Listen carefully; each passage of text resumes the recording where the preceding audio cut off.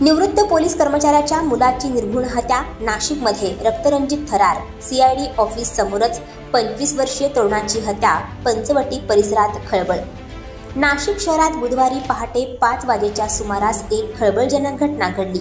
एका सेवानिवृत्त पोलिसाच्या मुलाची भर रस्त्यात हत्या करण्यात आली. शहरातील पंचवटी परिसरात असलेल्या सीआयडी ऑफिस समोरच ही घटना घडली. गगन प्रवीण कोकाटे वय वर्ष 25 असं मृत तरुणाचं नाव आहे. या घटनेमुळे परिसरात भीतीचं वातावरण पसरलं आहे.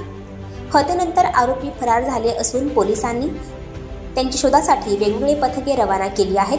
आर्थिक देवाणघेवाणीतून ही हत्या झाली असावी असा पोलिसांचा संशय आहे.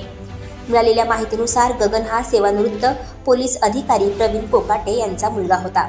बुधवारी पहाटे 5 वाजेच्या सुमारास तो पंचवटी परिसरात फिरण्यासाठी गेला. यावेळी अज्ञात व्यक्तींनी आरोपींनी दिंडोरी रोडवरील मेरी वसाहतीच्या पंजाबराव देशमुख वसतिगृहासमोर गगनची वाट अडवली. यावेळी आरोपी आणि गगन यांच्यात बाचाबाची झाली.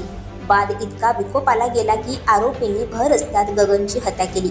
हत्येनंतर आरोपी घटनास्थळावरून पसार झाले. स्थानिकांनी या घटनेची माहिती पोलिसांना दिली. पोलिसांनी तातडीने घटनास्थळ गाठत गगनचा मृतदेह ताब्यात घेतला.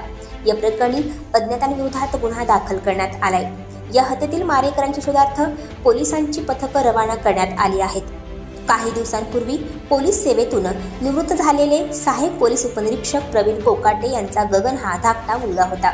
गगन याची हत्या झाल्याची घटना समजताच नातेवाईक आणि परिसरातील नागरिकांनी एकच गर्दी केली होती.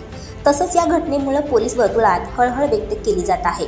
आणखी नवनवीन व्हिडिओ पाहण्यासाठी आताच आमच्या स्टार TV 9 चॅनलला सबस्क्राईब करा, लाईक करा, शेअर करा. Bureau report, star TV 9 Nashik.